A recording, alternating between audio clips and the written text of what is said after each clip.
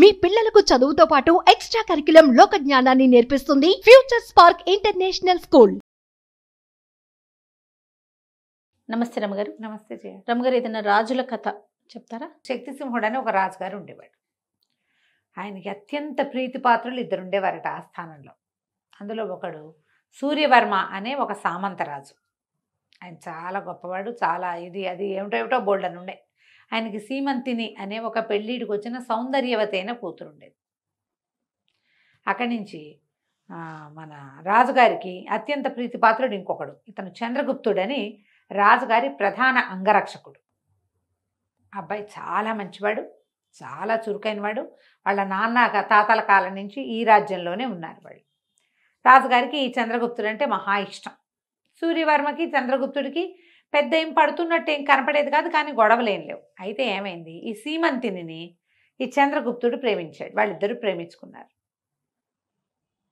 కొంతకాలం గడిచాక ఈ చంద్రగుప్తుడు ఏం చేశాడు, రాజుగారికి చెప్పాడు, నేను సూర్యవర్మ గారి కూతురుని ప్రేమిస్తున్నాను, ఆమె కూడా నన్ను ప్రేమిస్తోంది, వివాహం చేసుకోవాలనుకుంటున్నాం అని చెప్పేసరికి రాజుగారు అంటే మనం చాలా సంతోషించాడు. ఇద్దరు తనకు ఆప్తమిత్రులు.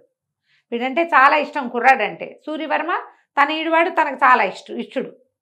సరే, ఒకరోజు సూర్యవర్మని మధ్యాహ్నం భోజనాన్ని పిలిచి, మీ అమ్మాయిను చంద్రగుప్తుడు ఒకళ్ళనొకళ్ళు ప్రేమించుకుంటున్నారట, చక్కగా పెళ్లి చేద్దామా మనం అని అడిగాడు. ఆయన సంతోషంగా అడిగేసరికి సూర్యవర్మ కొళ్ళు మండిపోయింది. మొహం చెట్లిచ్చి, నేనేమో రాజవంశానికి చెందినవాడిని, వాడేమో ఉద్యోగి, మా పిల్ల వాడిని ప్రేమించడం నేను నమ్మను, అలాంటివి ఏమీ జరగలేదు, వాడు మీకు ఏదో అబద్ధాలు చెప్పాడు, మీకు వాడి మీద ఉన్న ప్రీతిని ఎక్స్ప్లాయిట్ చేయాలని చూస్తున్నట్టున్నాడు, రాజవంశంలో చేరటానికి వాడు ఎత్తేస్తున్నాడు అన్నట్టుగా ఆయన అన్నాడు. అన్నాక ఈయన అన్నాడు, రాజుగారి శక్తిసింహుడు, నేను అట్లా అనుకోను, చంద్రగుప్తుడు నాతో అబద్ధం ఆడే సాహసం చేయడు, నువ్వు మీ అమ్మాయిని కనుక్కోమన్నాడు. సూర్యవర్మ గారు హుటాహుటిన వాళ్ళు ఊరు వెళ్ళిపోయి కూతుర్ని కేకలేసి అడిగాడు, ఏమిటమ్మాయి ఏమిటి సంగతి అంటే, ఆ అమ్మాయి అవును, నేను చంద్రగుప్తుడిని ప్రేమిస్తాను, చంద్రగుప్తుడిని పెళ్లి చేసుకుంటా, లేకపోతే నేను పెళ్ళే చేసుకొని దిక్కుని చోటు చెప్పుకోను. ఆయన చాడా మడా కేకలేసాడు కూతురు. మన వంశం ఏంటి, వాడి వంశం ఏంటి, వాడు ఉద్యోగి, వాడిని పెళ్లి చేసుకోవటం ఏమిటి, బ్యాడ్ ఐడియా, వెరీ బ్యాడ్ అన్నాడు. ఏం చేస్తుంది ఆ పెళ్ళి, ఏం చేస్తుంది, ఓ రోజు ఉత్తరం రాసి వచ్చేస్తున్నా అని చెప్పేసి చంద్రగుప్తుడి ఇంటికి వెళ్ళిపోయింది. అక్కడ ఓ పురోహితుడు ఎవరో ఉన్నారు వాళ్ళ ఇంటి దగ్గర. ఆయన ఏం చేశాడు, చటుక్కుని వీళ్ళిద్దరికి చక్కగా ముహూర్తం చూసి పెళ్లి చేసేసాడు.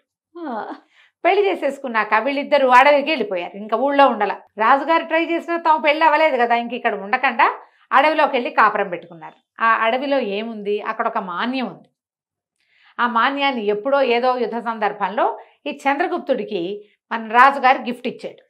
అందులో అశోక చెట్లు ఉన్నటువంటి అడవి, అది అన్ని అశోకాలే. అక్కడ ఒక కుటీరం నిర్మించుకుని వాళ్ళిద్దరూ కులాసాగా ఉండటం మొదలుపెట్టారు. సూర్యవర్మ ఎప్పుడైతే తన కూతురు కనపడలేదో, ఎప్పుడైతే పెళ్ళైపోయిందని వార్త వచ్చిందో, ఎప్పుడైతే వెళ్ళిపోయారనే విషయం అర్థమైపోయిందో, రేమని రాజుగారి దగ్గరకు వచ్చి, హాతేరి మా పిల్లని మీ వాడు లేవదీసిపోయాడు, నా పిల్లని నాకు అప్పచెప్పండి అనేసరికి రాజుగారికి ఏం చేయాలో తెలియదు. వాళ్ళిద్దరు ప్రేమించుకున్నారు, ఏమనాలి, ఏదో చూసి చూడనట్టు ఊరుకున్నాడు. ఎన్ని రోజులు గడిచినా సూర్యవర్మ గారు దాని మీద వదిలిపెట్టక నువ్వు ఎలాగైనా సరే మా పిల్లని నాకు అప్పచెప్పాల్సిందేనని అంత చుట్టుపక్కల అన్ని చోట్ల గొడవ మొదలుపెట్టాడు, ఎక్కడా కుదరలా. సరే, ఒకరోజు ఏం చేశాడు, సభలో లేచి నిలబడి అందరి ముందు చెప్పాడు, మా అమ్మాయిని మా పిల్లకి ఇష్టం లేకుండానే అతను బలవంతంగా తీసుకెళ్ళిపోయాడు.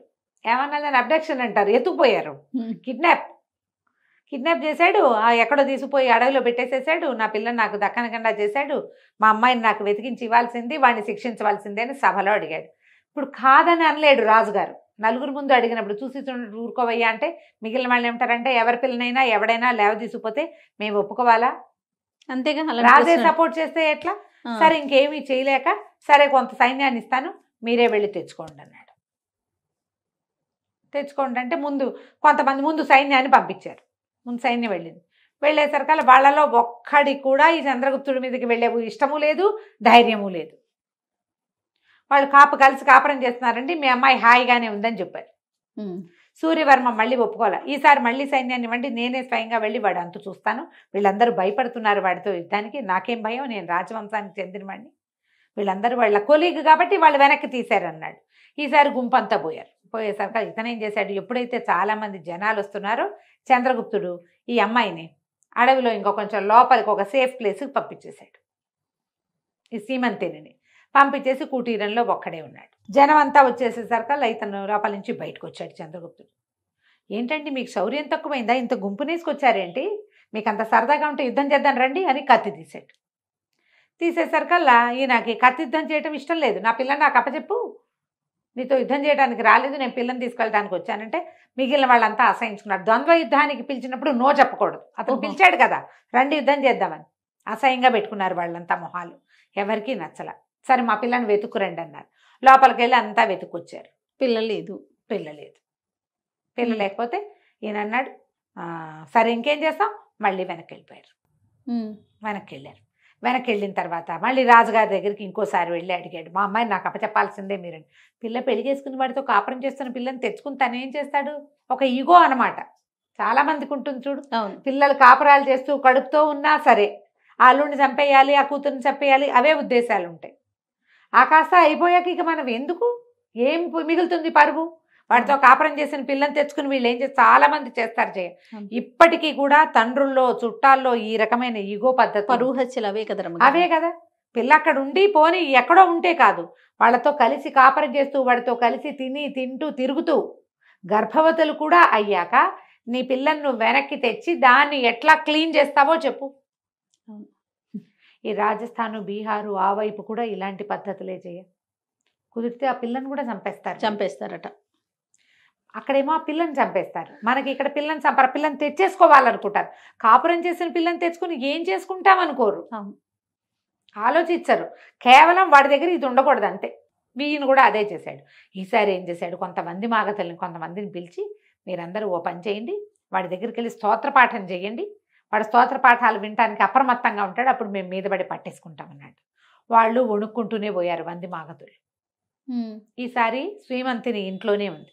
ఓహో, ముందు వంది మాగధులు వెళ్ళేసరికి వెళ్ళిన వాళ్ళు నువ్వు అంతవాడివి ఇంతవాడివి, నీలాంటి వాడు గొప్పవాడు ఎవరు లేరు, మీ నాన్న అంత గొప్పవాడు, మీ తాత ఈ యుద్ధంలో వీళ్ళని గెలిచాడని స్తోత్ర పాఠాలు చేస్తుంటే అతను స్థిమితంగా కూర్చుని వింటున్నాడు. కత్తిడాలు ఏమీ లేవు దగ్గరలో, వాడి చేతిలో కత్తి ఉంటే చెండ ప్రచండు వాడు.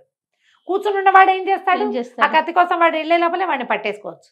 ఈ సూర్యవర్మ ఏం చేశాడు, ఒక 50 మంది సైనికులతో ఒక్కసారి ఆ కుటీరం మీద పడి ఈయన కాళ్ళు చేతులు పెడరెక్కలు విరిచి పట్టేశారు ఆ చంద్రగుప్తుడు. నా పిల్లని నాకు అవి చెప్పి అమ్మాయిని కూడా వెంబడి, అమ్మాయి ఏడ్చుకుంటూ వచ్చింది. సరే తీసుకొచ్చేసరికల్లా చంద్రగుప్తుడు ఏమంటాడు, వివాహం అయింది 8 నెలల నుంచి కాపురం చేస్తున్నాం, ఫలానా పురోహితుడు ఫలానా దేవాలయంలో ఫలానా చుట్టుపక్కల మధ్యలో నా పెళ్ళయింది, నేను ఆమెను ఎత్తుపోలేదు, ఆమె నాతో స్వయంగా వచ్చింది, నన్ను ప్రేమిస్తోంది, నాతో భార్యగా ఉంది, ఆమెను విడిచే ప్రసక్తి లేదంటాడు చంద్రగుప్తుడు. నా ఇష్టం లేకుండా నేను కన్యాదానం చేయకుండా నా పిల్లకి పెళ్ళేట అవుతుంది అంటాడు సూర్యవర్మ. ఆయన ఆ పాయింట్లోంచి దిగడు, ఇతను ఈ పాయింట్లోంచి దిగడు. రాజుగారికి విసుగుబుట్టి చిచ్చి దిక్మాల్గోల, ఓ పని చేయండి, ఆకురాలు కాలం అంతా కూతురు సూర్యవర్మ దగ్గర ఉంటుంది, చిగురించి చెట్లు చిగురించి మళ్ళీ ఆకురాలే కాలం వచ్చేదాకా చంద్రగుప్తుడి దగ్గర ఉంచుకోవచ్చు, 6 నెలలు నువ్వు 6 నెలలు నువ్వు ఉంచుకోండి అంతేనని తీర్పిచ్చాడు. ఎప్పుడైతే ఇతన్ని సభలోకి తీసుకొచ్చారో ఆ సీమంతిని ఇంకా రాల, ఆ ఇంటి దగ్గర ఉండిపోయింది, అడవిలో ఉండిపోయింది, నేను రానని చెప్పేసింది. అక్కడి నుంచి ఏం చేశారు, సైనికులు వచ్చి రాజుగారి ఫర్మానా అంతా చదివారు. అమ్మా ఆకురాల కాలం వచ్చింది, నువ్వు ఇంకా మేము వచ్చి మీ నాన్నగారి దగ్గర ఉండాలంటే సరే అనండి. ఆవిడ ఏం చూపించింది, తోట అంతా చూపించింది, ఈ చెట్ల ఆకులు రాలేక వస్తా మా నాన్న ఇంటికి, కావాలంటే 2 సైనికులు ఇక్కడ కాపలా ఉండండి, ఆకులు రాలేక వస్తాను అని చెప్పింది. ఏమిటది, అశోకవనం, అది చచ్చినా చెట్లు రాదు. అవును, ఎప్పటికీ రాదు. ఆ అమ్మాయి ఏనాడు తన తండ్రి ఇంటికి వెళ్ళాల, హాయిగా భర్తతోటే ఉండిపోయింది. రాజుగారు ఇచ్చిన తీర్పు ఏమైంది, తీర్పు మాత్రం ఇచ్చారు, చెట్ల ఆకులు అన్ని చోట్ల రాలుతాయి, నేనున్న చోట ఆకులు రాలితేనే నా లెక్క, అంతే, నేనున్న చోట ఆకులు రాలిపోతే నేను రాను, అవి రాలని నేను వస్తానంటూ. అస్సలు అశోకానికి ఆకులే రాలు, అందుకే అది అశోకవనం అయిందనమాట. ఎప్పటికీ ఆకులు రాలవు, కాదు కంచికి మనం ఇంటికి. భలే ఉందండి. నమస్తే నమస్తే. సుమన్ టీవీలో మీ పర్సనల్ అండ్ బిజినెస్ ప్రమోషన్స్ కోసం కింది నెంబర్కి కాంటాక్ట్ చేయండి.